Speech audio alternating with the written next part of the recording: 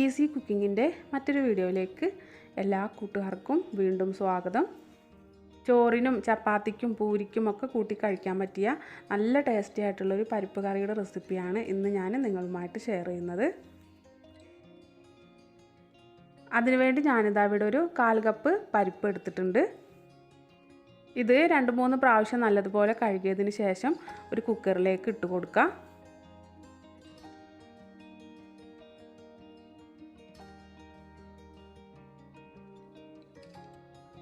പരിപ്പ് വേവാനായിട്ടൊരു 1/4 കപ്പ് വെള്ളം ഒഴിച്ച് കൊടുക്കുന്നുണ്ട്. പിന്നെ ഒരു 1/4 ടീസ്പൂൺ ഉപ്പും 1/4 ടീസ്പൂണിലും താഴെയായിട്ട് കുറച്ച് മഞ്ഞൾപ്പൊടിയും 1/2 ടീസ്പൂൺ മുളക് പൊടിയും ചേർത്ത് കൊടുക്കുക. ശേഷം കുക്കർ അടച്ച് വെച്ചൊരു 3 വിസിലിൽ നമുക്കിതൊന്ന് വേവിച്ചെടുക്കണം.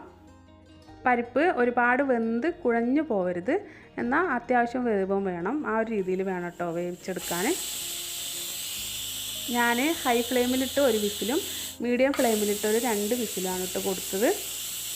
പിന്നീട് എയറൊക്കെ താനെ റിലീസായി പോയതിന് ശേഷമാണ് തുറന്ന് നോക്കിയത്. അപ്പോൾ അതാ നമ്മുടെ പരിപ്പൊക്കെ പാകത്തിന് വെന്ത് വന്നിട്ടുണ്ട്. ഇത് ഒരു കറക്റ്റ് വേവാണ് കേട്ടോ, കൂടുതലായിട്ട് വെന്ത് ഉടഞ്ഞു പോവരുത്. ഇനി ഒരു മൺചട്ടി ചൂടാൻ വേണ്ടി ഗ്യാസ് അടുപ്പിലേക്ക് വെച്ച് കൊടുത്തിട്ടുണ്ട്. അതിലേക്കൊരു 2 ടേബിൾ സ്പൂൺ വെളിച്ചെണ്ണ ഒഴിച്ച് കൊടുക്കുക. വെളിച്ചെണ്ണ നന്നായിട്ട് ചൂടായി വരുമ്പോൾ അതിലേക്ക് കടുകിട്ട് പൊട്ടിച്ചെടുക്കുക. ശേഷം ഒരു 3-4 അല്ലി വെളുത്തുള്ളി ചതച്ചതും 2 വറ്റൽമുളകും ചേർത്ത് കൊടുക്കുന്നുണ്ട്. ഇതൊന്ന് മൂത്ത് വന്ന് കഴിയുമ്പോൾ പിന്നെ ചേർത്ത് കൊടുക്കുന്നത് ചെറിയുള്ളിയാണ്. ഒരു 3-4 അല്ലി ചെറിയുള്ളി ചെറുതായി അരിഞ്ഞ് ചേർത്ത് കൊടുക്കുന്നുണ്ട്. ശേഷം ഈ ചെറിയുള്ളി നന്നായിട്ടൊന്ന് മൂപ്പിച്ചെടുക്കണം. 2 തണ്ട് കറിവേപ്പിലൂടെ ചേർത്ത് നന്നായിട്ടൊന്ന് മൂപ്പിച്ചെടുക്കുക.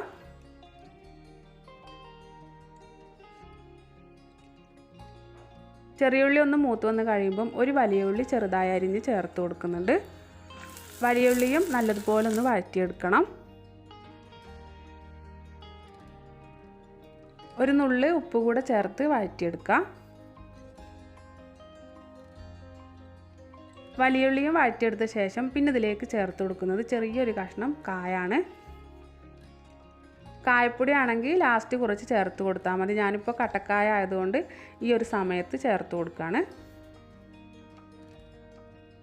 നല്ലതുപോലെ മിക്സ് ചെയ്തെടുത്ത ശേഷം പിന്നെ ഇതിലേക്ക് ചേർത്ത് കൊടുക്കുന്നത് ഒരു തക്കാളി കട്ട് ചെയ്തതാണ്.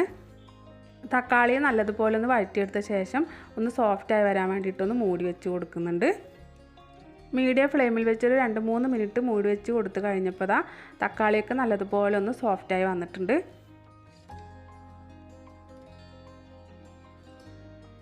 ഇനി ഇതിലേക്ക് ചേർത്ത് കൊടുക്കുന്നത് 1/2 ടീസ്പൂൺ മുളക് പൊടിയും 1/4 ടീസ്പൂണോളം മഞ്ഞൾപ്പൊടിയുമാണ്.